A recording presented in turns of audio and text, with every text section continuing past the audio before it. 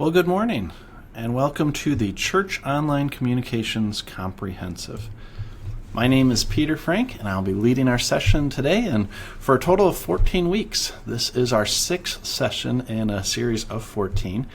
Today we're going to be talking about message maps, so I'm excited about this topic. I'm excited to have you join me. Thank you very much for being here. As with Facebook Live, we always have all sorts of things to keep track of, so if you see my head bobbing around, I'm just checking to make sure everything's going well. So it looks like we've already got people joining us, which is great. Welcome. Let me switch back here. I'll put my contact information up on the screen for you to see. I am the Senior Marketing Manager of Church Supplies at Concordia Publishing House, and you can reach me at my email address or my office phone number. There's a toll-free number that you can call there as well. I always enjoy talking with people in the church who are doing church communications as well as many other things. I've had several great conversations over the last week and a half or so that have just excited me to hear how church communications is going, and talking about plans and websites and other things that just help get the gospel out to the Lord's people. So thank you very much for those of you who have spoken with me, and I look forward to speaking with more of you. So today we're talking about message maps, and I'll switch back here, get that title slide up there. The title is Giving Your Communications Focus, and really we're trying to answer the question, how can we focus our message? Because so often there is so much that needs to be communicated that the core message can get lost. And so we're going to talk today about how you can develop a plan to always lead back to that core message. So the outline for today: first off, we're going to do a quick review of our previous session. Then we're going to talk about what is a message map. And last week we talked about what a journey map is. I noticed that we have this theme of maps going on. Don't worry, this whole thing is not about maps, but there are different kinds of maps for very different purposes, and we'll talk about the differences between them. So we'll talk about what is a message map, why is it important, how do you go about building a message map, and I've got something cool I want to show you that I hope will work, and if it doesn't work, then I'll just describe it, but I think it'll work. It worked well in testing. So lastly, we'll talk about how do you put the map into practice, and we'll talk about some very practical scenarios of when you begin to use that message map. And I'll give you a great example of one related to church websites. So that'll be how we wrap up today. So I'm going to be doing a lot of shifting between different screens. So I hope everything works out well. I do ask that as we're going forward, if you have any questions, go ahead and put it in the chat box. I think I can see everything okay. I've got that up on the screen. I've had some issues with that before, but I think everything will come across now. As we wrap up today, I've got some questions that I'll answer just right off the bat, but I'd love to hear others that you have. So please be sure to be engaged in the conversation. Let me know if there's anything that you really like or that you have questions about. It'll be great to hear from you. All right, and it looks like we've got a good group joining us live, 17 people right now. I know many watch the recordings because during the day it's hard to get on here live. All right, well, let's switch back and start off with what did I miss last week? So if you weren't here last week, what did we talk about? Well, we talked about journey maps and how a journey map tracks your audience's actions from the first point of contact through the completion of your desired church goals. And to give a little bit more detail on what that is, let's take a look at the example that we went through. So we've got the dots along this path, and each dot is an action that the member has taken. We start off with having attended a fellowship event, and as you go through, as the individual goes through, they attend worship, attend Bible study, start a new member class, become a confirmed member, but their journey doesn't end at membership because we want engagement, and so goes to worship regularly and attend Bible study regularly. And like I described last time, this is just one possible journey map, that your journey map will be based on your church, on your church goals, and it'll change, and the steps along the way certainly will be different, but there will be this sense of going from an unknown all the way to a known and actively engaged member. And that your goals may be subsets of those or individual points along the way, but ultimately they lead to that final goal of your church, and that's having somebody who's engaged in sharing the gospel. So that's the starting point. Whoops, let me switch back over here. And from there, we talked about how each step along the way is taken at different times, and people may jump into the journey map a little bit sooner or later, depending on what path they take. But this is the ideal path, not the only path through. And then we talked about how there's going to be stages at each one. And by having these defined stages and putting names to them, they help you communicate and have this common language that you can use with your team and your staff there, that you say, okay, when we're talking to potential members, we're not trying to get them to attend Bible study regularly. We're going to back up and say, okay, you're not a member yet. Let's get you engaged with our new member class so you can learn what we're about, learn about the Bible and the gospel message, and get a deeper understanding of that before we really try to get them to be an engaged member. We don't want to jump the gun here and then go too far too quickly. So that's really what the journey map is to bring them along nicely. Now, we're talking about a different kind of map today. And I just had my presentation freeze up, so pardon me a second while I wait for that to fix. I think that's back on track now. I do have a lot open right now, so my system resources are being drained. There we go. So what is a message map? Well, a message map is a visual representation of your primary messages developed for the sake of aligning and prioritizing your communication. And we're going to dig into this real deeply, but let me walk you through this very high-level example. So there we go. We start off with the primary message, whether that's your mission statement, your vision statement. We'll talk about those. Your primary message is at the center. Outside of that becomes your church goals. And these are the main things that you want to be communicating, because that's the primary focus for your church. From there, we talk about individual messages and how those branch from the goals. And so you start getting more and more divided, so you have more to talk about, but it all flows back to your mission statement. And we're going to dig into each one of those individually. So let's get started with that. So first off, your mission statement.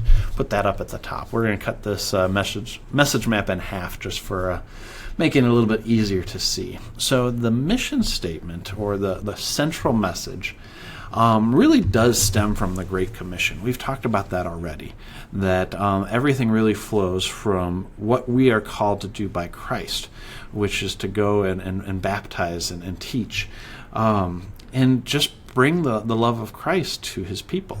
So everything flows from that. Now, at your congregation, you may have a different way of stating that, that it's basically the Great Commission at this time and this place. So what does that mean today in your location? And that's going to vary from church to church. The core message is going to stay the same, but it'll change. And so many churches will implement a mission or a vision statement. Core values, something that really is personal to the church or unique to the church. In other cases, it may just be your annual theme. So what is your emphasis this year? And having this continuous theme. So at my congregation, we're moving forward with studying the whole Bible over the course of 1 year.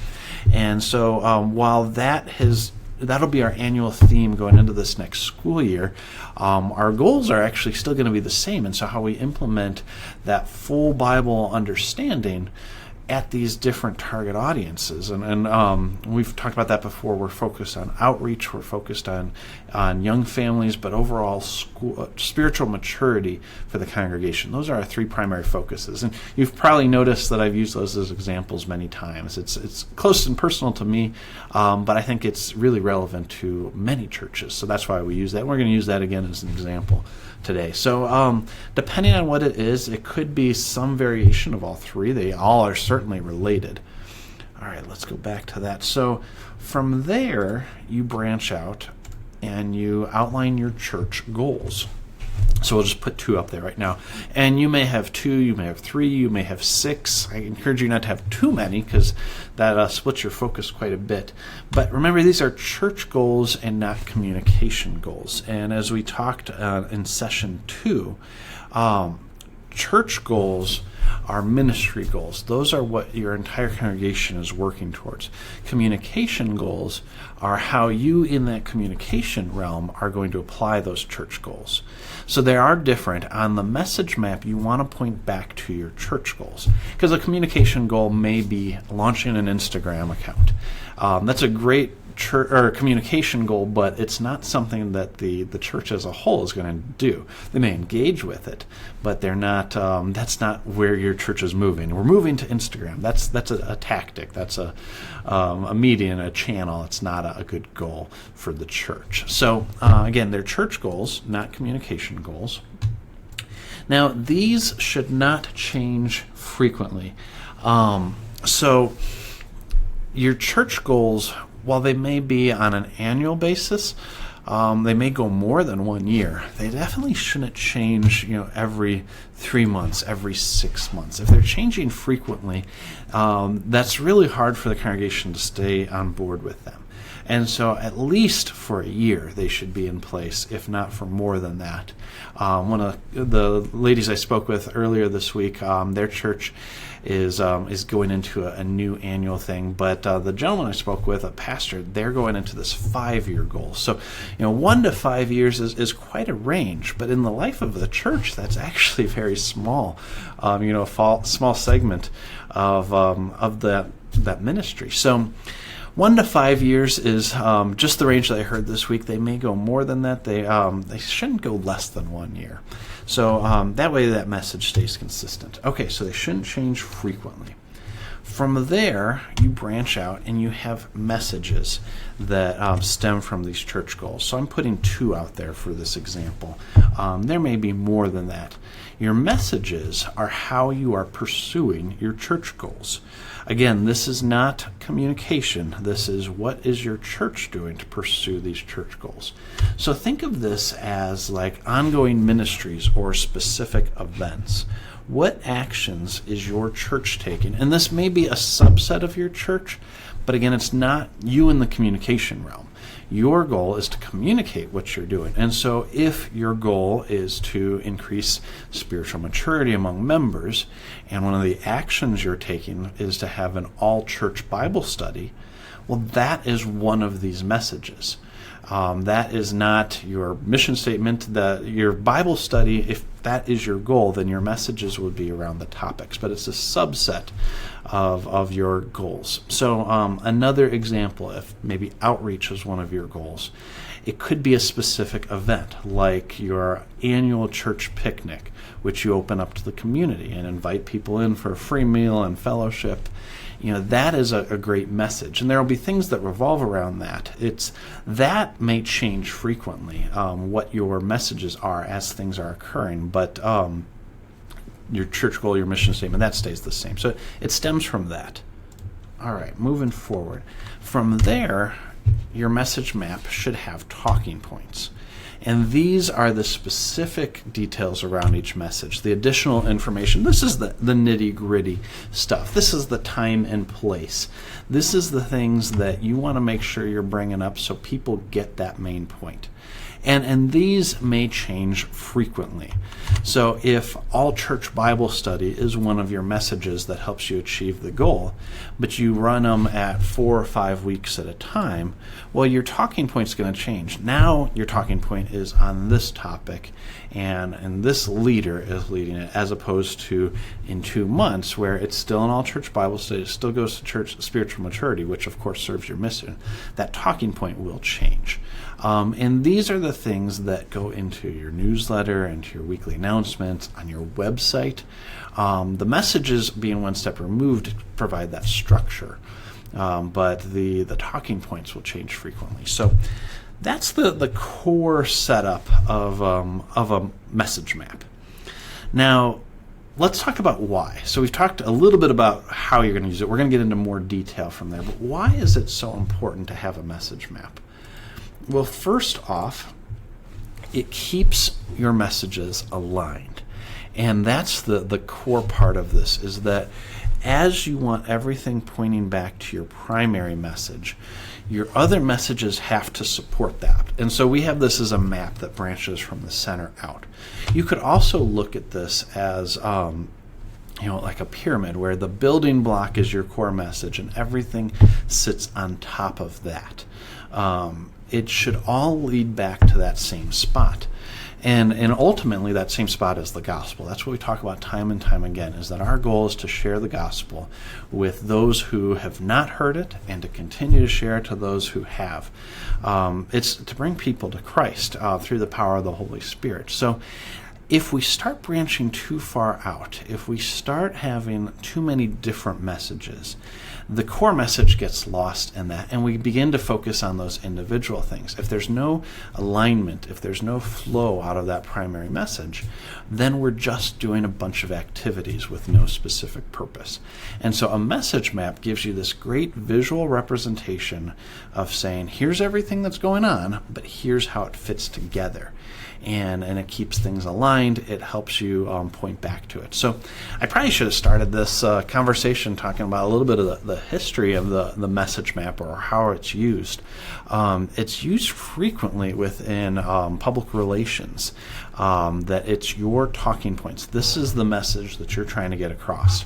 And you'll see this a lot in politics and corporate communication, big entities, especially in times of crises or when bad actions have happened.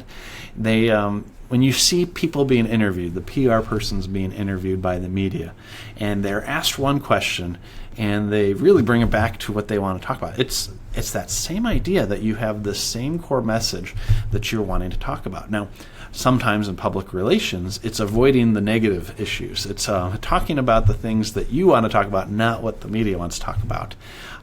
That's one way to spin it. Spinning it is actually what a message map can do. But in the church, our intentions are much more pure. We're not trying to hide from issues. We're not trying to skirt around the questions. We're trying to drop back to that main point. And so when we talk about doing a food drive, the details of the food drive are important. But we are not churches to provide food for people, not physical food at least, but spiritual food. And so having that message map gives you that understanding of how it flows back to that main point. When we do a food drive, we are doing it to reach out to the community because ultimately we want to share the gospel with them. And this is a stepping stone to that point. So that's one of the main reasons why we have the message map, is to keep everything aligned, to keep ourselves in check on how this points back to the main goal. And as we look at journey maps, what we talked about last week, it's that same kind of thing, where the end goal is more important than each of the steps leading up to it, but you need those steps in between to show how you go along this. This is similar, but from a message standpoint, not a people standpoint. So it just always leads back to the main point. And that's why we call them maps. I mean, maps are all about the destination. The journey is important, but the destination is why we're there. All right, so let me switch back here. The second main point, and I have this thing with Facebook again where it's locking up. Hopefully it doesn't interrupt your viewing at all. All right, so the second point is that it helps you prioritize your communication. And this is a very different thing. We've talked about this in a number of ways, but as you are prioritizing your communication, you always want to focus on that main goal. And a message map is a very practical, tangible way of seeing when those things shouldn't be prioritized. So, for example, if you have these 3 goals, and it is the examples we've been using: outreach, spiritual maturity, specifically reaching to young families. Let's say that you have some kind of ministry that comes along. Let's say maybe it's a mission trip to Africa. And that is a great opportunity. But it's all about building and construction in Africa. It doesn't hit those 3 main goals that you have. That doesn't mean it's not a good thing to do. It certainly is good in and of itself. But from a church standpoint, at this time and in this place, given the resources that we have and what we're trying to do, that may not be the best thing for your church to do. Now, we're talking not at a communication, we're talking at an actual church level of making those decisions to say that you're not going to do that. A message map helps with that. But let's take it back down to communications. So let's say that you are at a church and the church 5 miles away is having a barbecue supper and they want you to advertise it. Well, if you look in your message map, that doesn't serve the purposes of those 3 goals. And it really doesn't tie anywhere else into it. And while it's a good thing, you may have to say no to it because it doesn't fit into your message. You don't want to prioritize that communication over the things that are going on at your church because it's going to distract from the point. And as we talked about the very first week, anymore in communications, our currency is attention. And we only have a limited amount of our audience's attention. We don't want to waste that attention on something that doesn't point back to our goals. And that's really tough in communications. I know, having talked to many people in the church office, that you are pulled many different ways, even within the church. We're not even going outside to other churches asking for you to communicate. Within your own church, you're being asked to communicate various different things. But going back to the message map allows you to prioritize that communication and say no and give a good logical reason. It doesn't fit within our message map. It doesn't support our overall goals. So I know that's much easier said than done. All right, let's get into some practical examples. We're going to get into some of those questions again as we wrap up today. But here's an example message map with some actual messages in place. And I do apologize. Hopefully I see that the video is starting to get a little bit choppy. If you're having trouble hearing, let me know in the chat as we go. I'm going to try to reset my Facebook page real quick. It's I apologize. I just see that the video is getting choppy, and I'm hoping that's not what you're experiencing. Let me I apologize for the delay.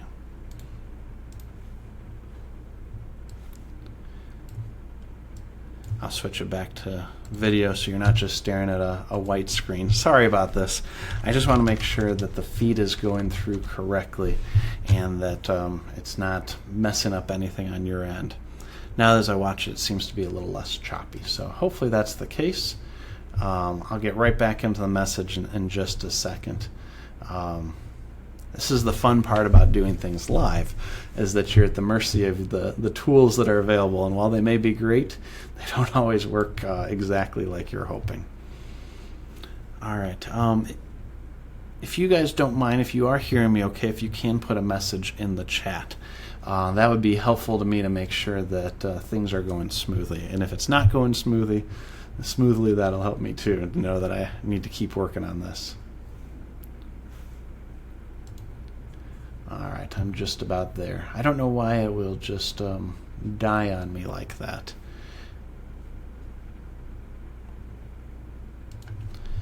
Well, while that loads, I'm going to continue on. Let's see, smooth here. A-okay, well, thank you, Raymond and David.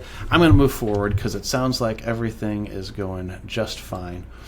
So let's get into that example message map. All right, so in this fictional church that we're talking about, Great Commission is where we go. We always point back to the Great Commission. That's the message. We put the reference there. From there are 3 goals, and these are very practical goals. Increase active participation in Bible study to 35% of the congregation. That's that spiritual maturity goal. Grow average weekly Sunday school attendance to 50 kids. That's that young family goal. And increase number of community-focused events to 1 per quarter. That is our outreach goal. They all are very tangible goals that have definite points of completion or success.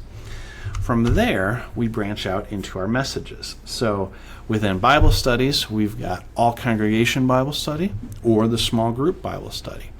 Within the average weekly Sunday school attendance, we've got the rally day, and we've got that weekly Sunday school class.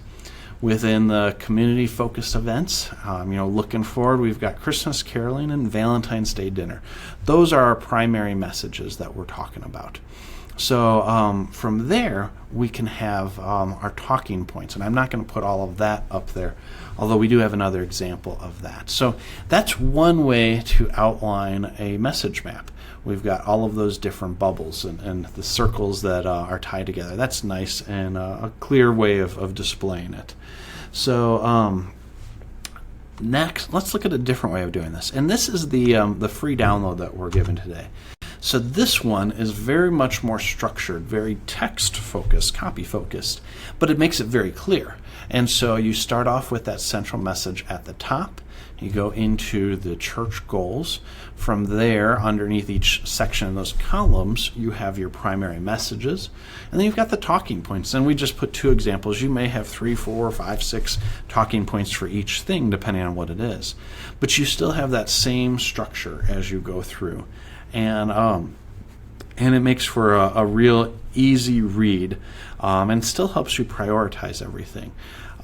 Here's another example, and we're going to dig into this one a little bit more. I like this from the just overall view. It doesn't have the lines in it that connect things, but the way that it's structured from a column standpoint, everything flows up into it. So a Great Commission at the top, then in the blue are our goals, in the yellow are our messages, and down in the gray is our talking points. Now, I'm going to show you how to create this in a real easy-to-use fashion. One thing that I've heard before, and it's not as much within communications people who that's their dedicated job, but as we get into pastors or office managers who communications is a subset of the job just because of staff limitations, design and putting this into a nice looking fashion is something that's time consuming and that you're not trained for.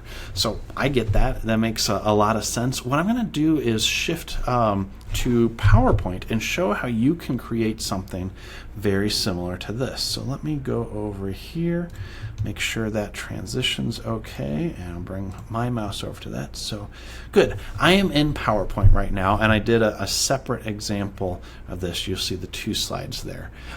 This is actually a tool within PowerPoint that allows you to create these visuals that are very much time-consuming to make on your own, but very quick using PowerPoint. And of all things, I wouldn't think of PowerPoint as my graphic design tool of choice, but it's for the average person, it works out great. So here is an example, and you'll notice, I don't know if you can see it. Where'd my mouse go? I lost my mouse. Well, that's fine. There we go. All right, so there's my mouse. When you click on it, it's actually an entire box. This is what we call smart art, or what PowerPoint calls smart art. And what's great about it is that it allows you to use these different designs that they put in there. And you can hover over it. So if you wanted to do, it's going to go a little slow because of everything I've got going on. We talked about it being kind of like a pyramid where everything is based on something else. You could flip this around and do it in the reverse. And it kept my colors and my font and everything. But that's going really slow. I do apologize. This live streaming does eat up system resources. But here's another example. Now, as you do this, you're going to have to adjust the formatting a little bit. As you can see, that's not very visual, but that does keep the structure the same. So let me go ahead, and I'm going to actually just delete this. And I'm going to show you how to start. So if you go over to Insert and you go to Smart Art, it's going to give you a bunch of these. Not everyone is going to work perfectly. So I'm going to start off with the hierarchy structure. And I'll click on the first example. This is their organization chart, but it works great for message maps. So put that in there and gives you this filler stuff to begin. And oops, I switched screens unintentionally. When we click on this, you can go up to Design under Smart Art Tools and click Text Pane, and here's your outline. Now, I'm going to switch it over to Word real quick. You can just put your outline in a basic outline format using Microsoft Word. So here's all of that same information that we had. And it's in that hierarchical structure. So the goals, the message, or the primary message, the goals, the messages, the talking points, one right after the next. I'm going to copy that, and I'm going to switch back to PowerPoint. And I'm going to go through and delete everything that's already there. And I'm just going to paste in. I copied it. As I paste it in, slowly it'll work. Hopefully it won't lock up the computer. There we go. And we'll wait for it to update. Wow, I'm sorry for the delay. It's one thing to test this out in practice. It's another thing to be doing it live when we're streaming live. So that's all right. It's a learning process for us all. All right, so we'll extend that. But there is a way for you to quickly create that message map that we talked about. Now, in this example, they're boxes and not circles. And you have all sorts of other style tools. Let me say right off the bat, I don't think you should use something like a 3D style. That tends to take the focus off of the messages and put it on the design. And while that may look sort of cool, I don't recommend it. It's not practical. As you see from the design that we use in our PowerPoints here, I like straightforward, simple, clean designs. But there's one way of doing it. And so once you get your actual details in there, then you can go and pick different ways. And so maybe you want to go with this kind of circle outline that they have. They call it the half circle organization chart. We'll click on it and wait a second. Hopefully that'll switch over quickly. There we go. And it puts it in that same way. So if the challenge becomes how do you design it, you've got some tools here that'll help you. So let's go back into the PowerPoint and let's see what it shows up when I click on the next slide here. Yep, there's our example because I kept it live. So that's one way of doing it. That's maybe not the best designed, but it was quick and easy, and we went from a Word outline all the way to a visual representation of it in a matter of minutes. And it took me longer because everything was slow. So I hope that for your purposes, as you're thinking about this, you put the emphasis not on how it looks. That can come afterwards, but making sure that you get those messages correct and in the right order, the right structure, flowing from your central message all the way down to your talking points, and shows that alignment. So the design is a lot of fun to do if you are a designer. Probably not a lot of fun if you don't have that design mentality. I enjoy things like this. I'll go and Google Images and Pinterest like I talked last time. Look up sample message maps. There's some great ones out there. And some of them take a different spin on it. And so you don't have to go with this exact structure. The core purpose is going to be the same no matter how it looks and what you include in it. So have some fun with it, but make sure that it is practical, is logical, that you can share it with others and they know what's going on. Now let's get into some of that practical application. All right, we'll switch back here. So how do you use a message map? Well, let's start off with the print stuff. I know this is online communications. We're going to move into that. But message maps go far outside of the print. So let me actually switch to my PowerPoint. There we go. So bulletin or newsletters. What I like about message maps from a print design standpoint is that you can really use this to structure your message, structure your communication in this. The thing that print has as a challenge that digital doesn't have is actual physical limitation of space.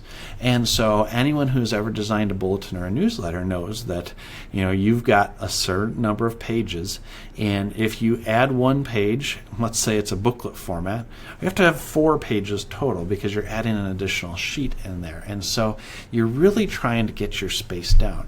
If you use your message map as a way to outline your your print piece, whether it's a bulletin or a newsletter, you can determine what fills the space. And so you can say, all right, I'm going to do 2 pages on each of our goals, and we're going to make sure that there's something there for everything, but we're going to limit it to what goes in there.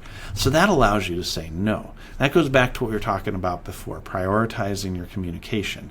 It always focuses back on that point. And so I recommend even just setting an outline, a template for your newsletter, your bulletin, and design it first and foremost with your messaging in mind. What do we want this core message to be? We want our mission statement there. We want who's serving there. Those are practical things.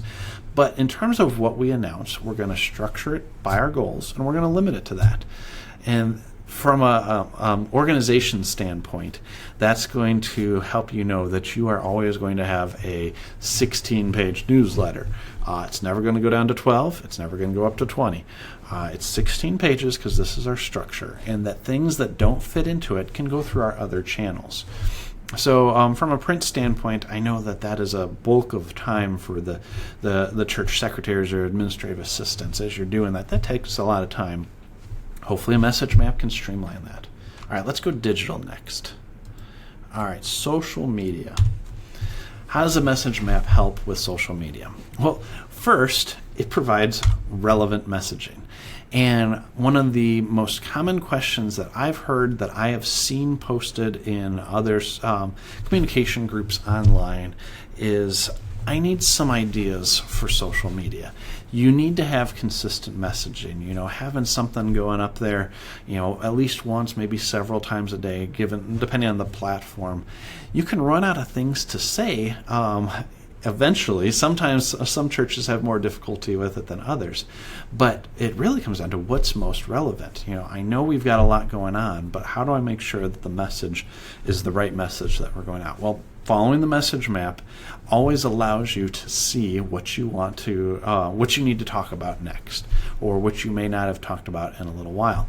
And in CTS, we have a message map specifically related to our blog that says, okay, what kind of topics do we need? And as we talk with our blog authors, and I know a few of you are here having seen you commented, so thank you for commenting.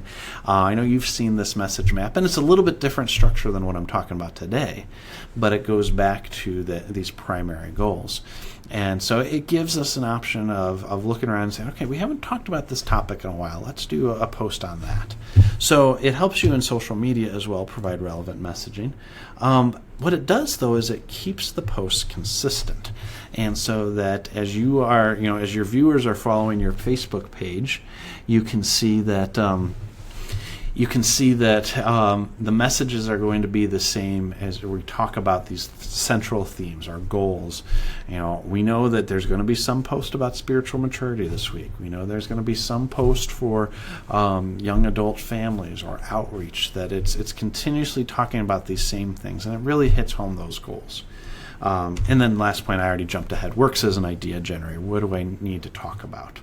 So those are just a few things for social media.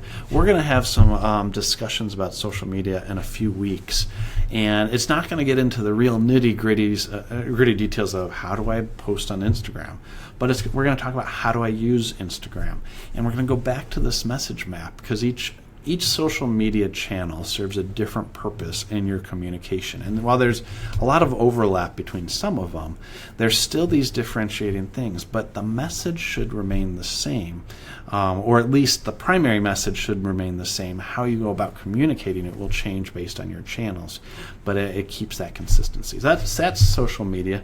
Let's go non-digital next, which is announcements in churches. We're getting into some things that are a little bit difficult. So I talked before about how communications currency is attention.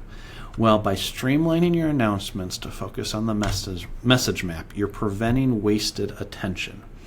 And that is key. You don't want to waste people's attention, because once you waste it, it's a lot harder to get it back. And I'm sure that we've all been there at the congregation where either before or afterwards you have somebody who hasn't given a message before, or maybe who isn't a member of your church and doesn't understand the culture and goes far too long. And you want to be polite, and you want to give them your full attention, but there's plenty of other things, and maybe you're just hoping to start the worship service, and they go on. By having the message map, usually what occurs, you can get those that go too long, but what's worse is when it's long and irrelevant.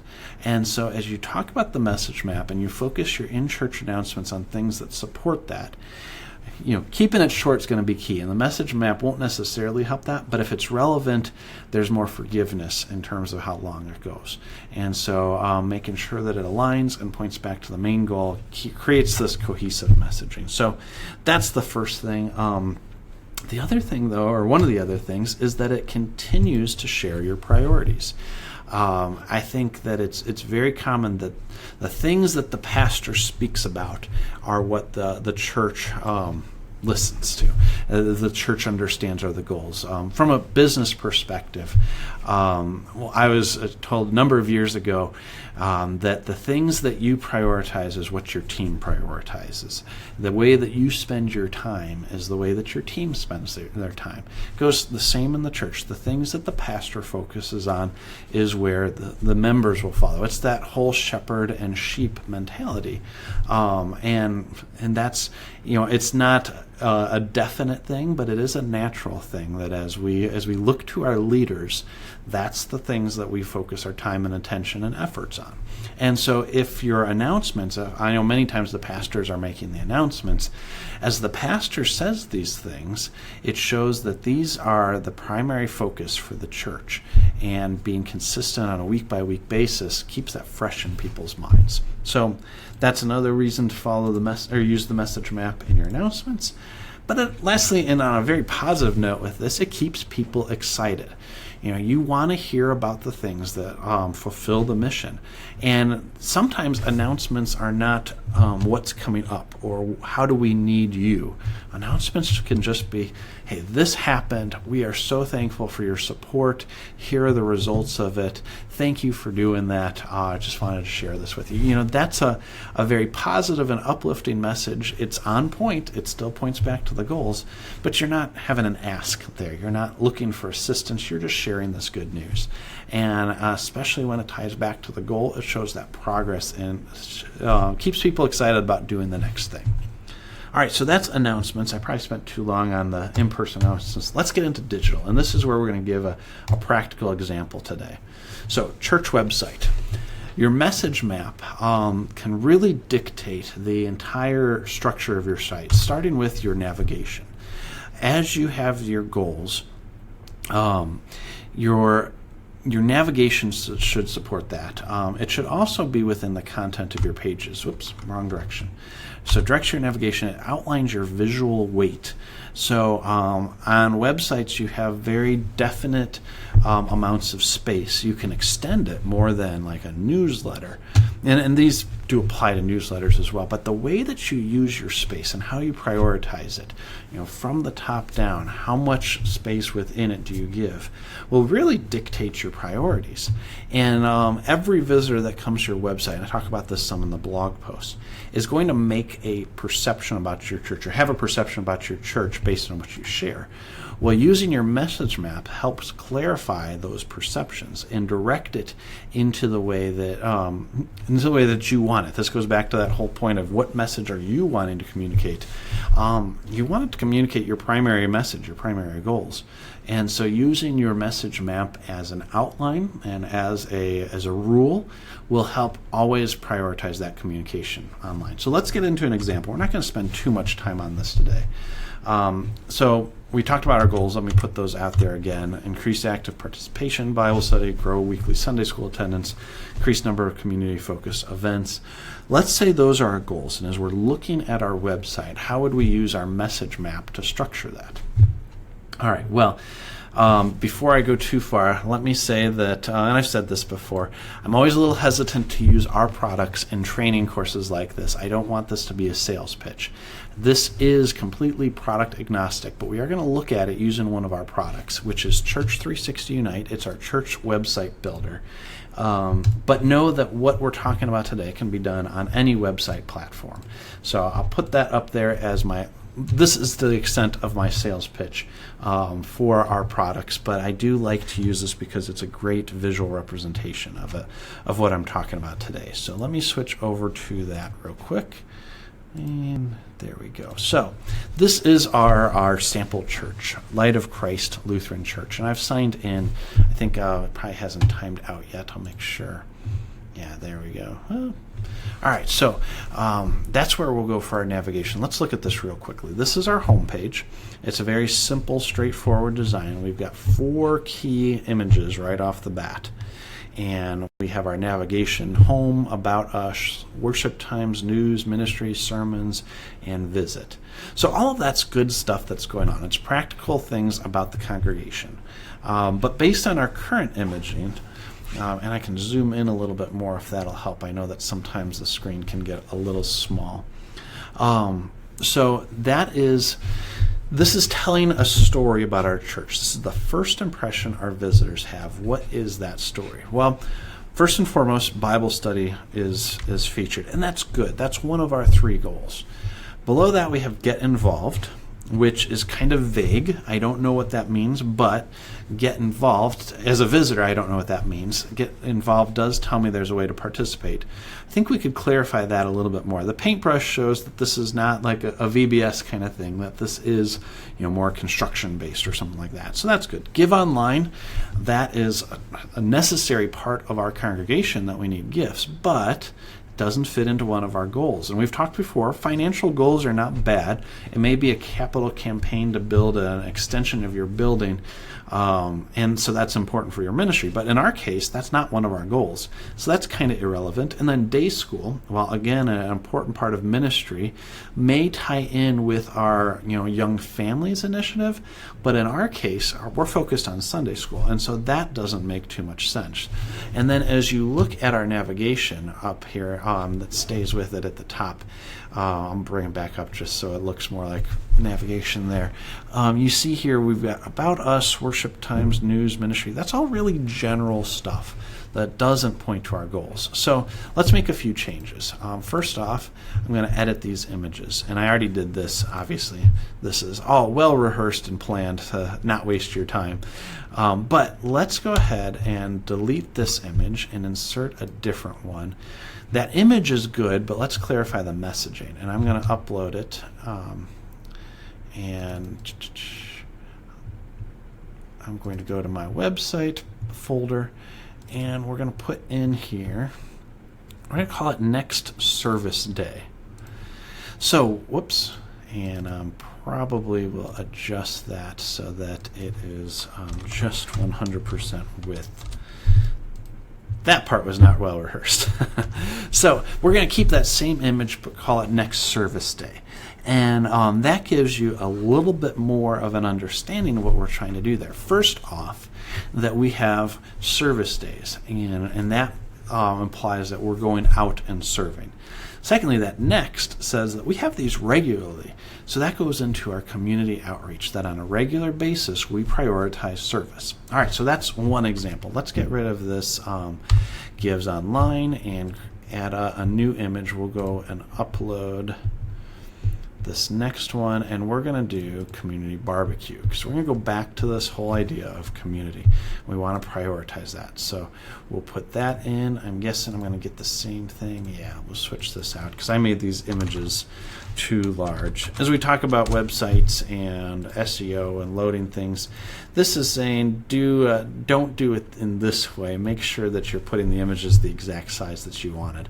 So the last thing we're going to do is replace day school. We still want to focus on kids and young adult ministry or young family ministry, but we're going to go with Sunday school here, and we're going to do this ahead of time. There we go. And now, as I save that and take it off edit mode, our primary messages point back to our primary goals. And it looks like I've got some sizing issues there. That's minimal. So now the impression that we get when we go here is Bible study is still important. That's part of our goals. But then below that is certainly community outreach, both from a service and a fellowship standpoint, and then Sunday school. So that's one way to do it. Now let's get into the navigation. As we look at that, we'll go up to pages, and we've got a great navigation here for a generic website. That's why we made this. But I'm going to start moving our stuff around and dropping this off of our primary navigation. And so kind of just clearing it out. And I recommend you do this as well. Maybe not on your live site like I'm doing right here, because you're going to want to stage this out and plan it accordingly. I didn't realize I had so many pages on there, so pardon my continuous moving. Normally you're not doing bulk changes on your website just like this. So as you see here, some of them have red messaging on them. It says members only. That is for pages that are only visible when you log in. And as you think about your church goals, that's probably one of the main things you want to keep in mind when you talk about target audiences. Is this something that I want regular visitors to my website to see, or is it something that is only meant for members? Let's not clutter the message for visitors, but make it available for members only. And so as I go through here, and I'll move some of my categories and just clear those out, let's talk about our 3 goals and what we want to do. So we'll go ahead and create a new folder. First off, community outreach. Well, let's not call it community outreach, because again, our target audience are those visitors. And we can just call this section either welcome or welcome to our church. For a category, welcome to our church is probably a bit too long, so we'll do welcome here, and we'll make that a category. And then we'll talk about what goes in there. Our next category, let's go into spiritual maturity Bible studies. Let's call that just a simple Bible studies tab. And then we can do another one about Sunday school, or we can call that children's ministry. I'm going to go with Sunday school just for the purpose of this example. And I'm sure somebody who's better with words than me will come up with something that's not quite as straightforward. Now, these are a very simplified, generic structure, but we can start looking through at our pages and say, what fits in here? So Rally Day goes into Sunday school. That's a big part of it. Directions go into welcome for new visitors. That's what we want them to see. What we believe is important for them as well. What our mission and vision is. That's different than what we believe. We can put our story in here too. Much of this is us focused thing, but the copy on that could also tell how it applies. So like our staff can go in there. Now, what to expect. That's a good one to put in there as well. And we may just want an overall welcome page. Now, this is probably too many pages. We clarify this a little bit. This is probably too many pages for one section to welcome visitors in there. But you could make those and combine a few of those. So that's one way to do it. Let's go into Bible studies. So we could have a Bible study group page. We could, here's reading Romans with Luther. That's a study that's going on. We could put that in there. Things like sermons may tie back to the Bible studies, and so that might go into wanting to name that something a little bit more broad, like like spiritual maturity. We could add pages as we need them. So like here, church picnic information, that might be a great one for fellowship opportunities, maybe welcome in there. But things like picnic planning committee, maybe if that's just for Sunday school, you'd put that in there. And you could have some of these things as members only, like I said before. So use this as a guide. This is not a final example, but this is the process that I think would be good to go through at your church, is that you look at your message map, put your priorities in there, then look at the messages that you're conveying, align them accordingly in here. And we are doing this from pages that are already created because I didn't want to make you sit through me creating all of these pages. But this also shows those holes. So like Sunday school, we don't have a lot on our site right now about Sunday school. We might want to build that out a little bit more. Talk about some of these key events. Give them their own page. It goes back to that weight of content showing your priorities. So that's just something to keep in mind, that navigation is an important part of that. I'll switch back real quick. I'll go ahead and save this, and we can take a look at that. So as we get into our final page now, everything supports going back to our goals. And if you look at this, you can say, all right, well, this church, their priorities are Bible studies and Sunday school, certainly, and then welcoming people to their church. And you're cutting out, while important things or very good things, you're deprioritizing those other messages. And what's great about Unite and many other website providers is that you can still put that additional content on here. Like Board of Elders is a perfect example. Just about every church I know has a Board of Elders or something along those lines. Maybe they're deacons or goes by a different name. All of that is important, but not from a primary first perspective. It's supportive of all those three areas. So bring those things into a section that only shows up when members log in, so you're not diluting the message of your primary goals. All right, I'm running short on time already, so I'm going to switch back over to our presentation. Let me see if we've got questions on here. The one bad thing is it only shows me the four most recent questions. Can I get into more comments? That's really frustrating. Okay, well, sorry about that. If you have questions as you go, please post them, and I'll try to make sure that I see them. I'm still figuring out all of this. I thought I had it, but I realized that there was 9 comments in here, and I'm only seeing 4 of them. So thanks for your patience with that. Let's get back here to a few of the questions that I put in here to start. So that was our website builder. Let's go into some of these tough questions that this presentation lends itself to answering. So what if our messages don't have a natural place on the message map? And we talked about this a little bit. So what if you're building your message map and you say, we have this great quilting ministry, and actively gets 10 to 15 ladies coming in and quilting. Maybe there's some men in there too. I don't want to leave them out. But we've got this quilting ministry, and it doesn't fit into really spiritual maturity. It doesn't fit into Sunday school. And there's some aspects of community outreach, but right now it's just all our members in there.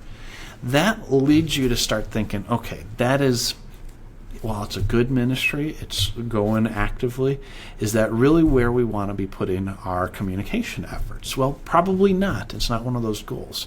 Now, as a church, you may need to make some decisions that say, we can no longer keep that as a core part of our ministry. Those are really tough decisions to make, and at a communication level, you're not making those decisions.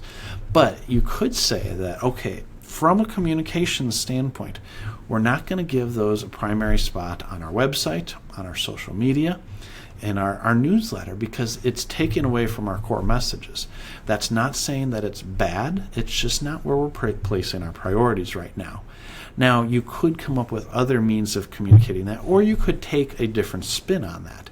And maybe that becomes your community outreach. And so quilting ministries, while good, they don't necessarily support spiritual maturity or Sunday school. Maybe that's a great opportunity to welcome people into your church at the entry point by people who are interested in quilting. So look at it from both of those perspectives. Is there a way that we can spin the message to be tie in with our goals? Or if it's really that much of a stretch, is this something that we want to talk about or even continue doing? So that's one answer. I'd love to hear any other answers that you would have to that question of why what do we do when it doesn't have a natural place? I think it really just comes down to, if it doesn't have a natural place, it shouldn't be on there either from a prioritization standpoint or from an actual ministry goal standpoint. All right, so that leads you to asking the question, all right, well, that all sounds good, Peter, but what if people get upset when we don't share their message? What do I do then? Well, that comes back to higher level discussion. And if people are getting upset, it's either because they don't know what your goals are or they don't agree with them. Now, if they don't agree with them, that could go back to your planning. Did you include enough people in it, in your planning process? Are you really reflecting the strengths of your church and what you can accomplish? That's a different strategy discussion. But maybe it just goes down to people don't understand what or why we're prioritizing the things that we're prioritizing.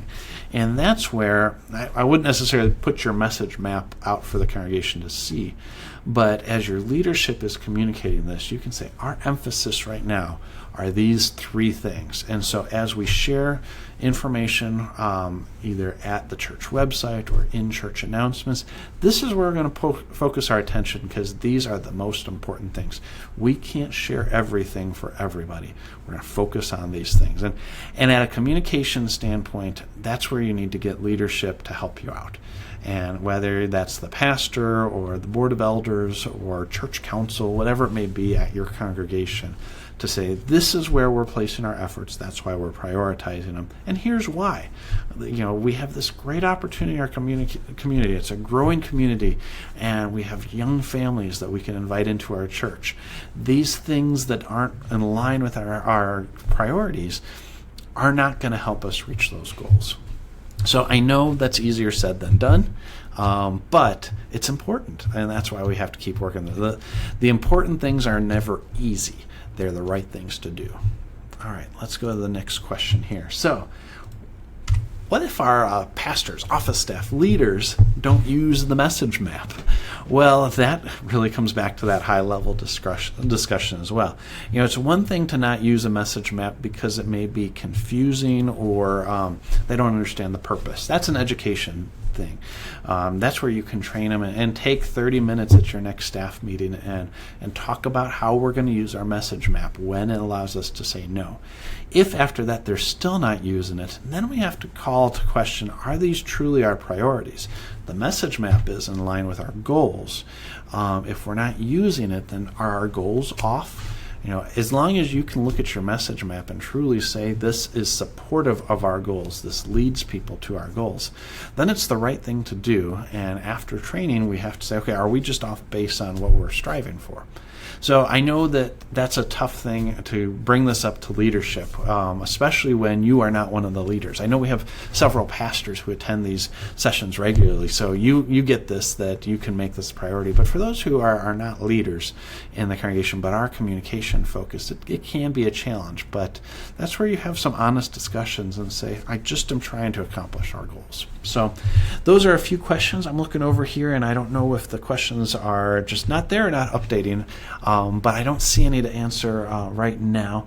So although I did see Kathy, thank you so much for the message map examples. It was hard for me to visualize until you gave the specific example. I'm glad that was helpful. So if there's anything else I can do to help make it more clear, please let me know. So switching back to the PowerPoint here, we're going to wrap up. So in summary, create a message map by starting with your church goals and getting more detailed as you go through it, all the way down to those individual individual talking points that get into time and place and that kind of thing. Training the church staff and leaders how to use it in a very practical way, given what their responsibilities are. Everybody's going to have different communication responsibilities. Using this message map helps set that tone, set that pace as you go. And as they're using it in practical ways, use it as your measurement for alignment and consistency. When you look at your church website, when you look at your social media, can you point out where each of those things goes on your message map? And when you can consistently say, yes, I see that, and as you're creating this message map, you're going to remember these things and use them regularly. You're going to have this mental message map just locked in your memory. You're going to be able to say, okay, well, this is why this is here, and this is why this is here. And it all kind of ties together. So the map will be your measurement for that. So those are the 3 key takeaways for you today. Let me talk about some of our freebies. First off, if you haven't signed up for our blog, I encourage you to do that. concordiatechnology.org/blog. That is our where our latest post is. That's kind of a summary of this session. Then at the bottom of that post, you can get the link to go and download our Church Communications Message Map template. This will go, and in fact I can show that briefly here. I've got that pulled up on screen. This is one of the many things that I preloaded. So here's our template. It's pretty simple. Second page gives you the example that we've got that we talked about today and a few instructions for you. And then the third page there gives you basically an outline to get started. Now, I don't think that this will necessarily be your final one, but this lets you start outlining it and using it. And if it does work as your final one, great. If you want to do something like PowerPoint or if you have the design skills to use Photoshop, that's a great tool as well.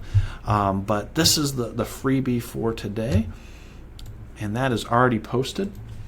If you are not already part of our Church Online Communications Comprehensive Facebook group, I encourage you to join. In fact, as I look at this image, this was taken rather early on. We had 111 members. I think we're well over 350 now. It just grows day by day, and we're posting regular stuff. I do post the blog posts and the download and the slide deck. This is the second week now where I've done it before the presentation, so it gives you kind of a heads up.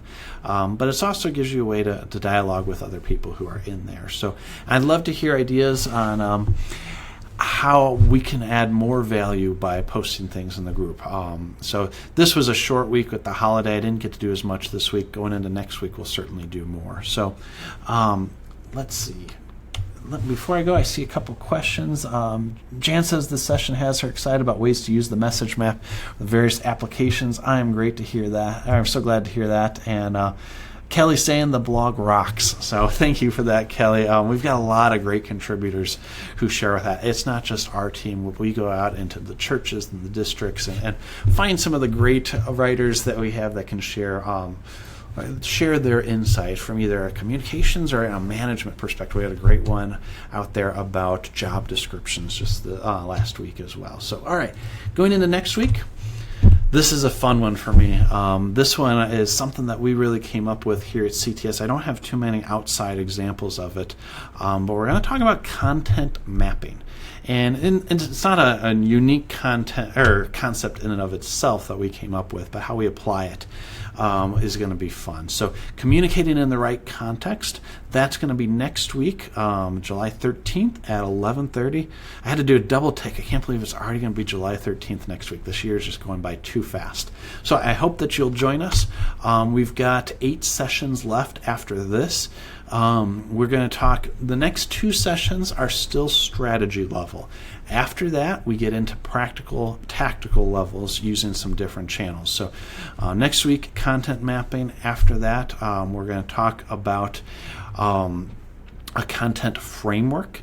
And if you attended our conference that we did with the Lutheran Communicators Group, I touched on that a little bit. I'll go in far more detail from there. Then we get into websites, and that one I've mentioned before that may be recorded. I'm going to be out of town for that one. I'm going to try to do it live on location from somewhere else. So we'll see how that goes. Otherwise, I'll record it ahead of time. And then we get into a few more things. So communication hubs, social media, search engine optimization. How do you do this in a quick and efficient way? And lastly, how do you roll out your communication strategy to your congregation, to your church staff? So that is what's coming up. There is my contact information for you. I realized I went over the hour again. I get too excited talking about this. So thank you for those of you who stuck with me to the end. Oops, wrong one. I meant to go back to the video. Sorry about that.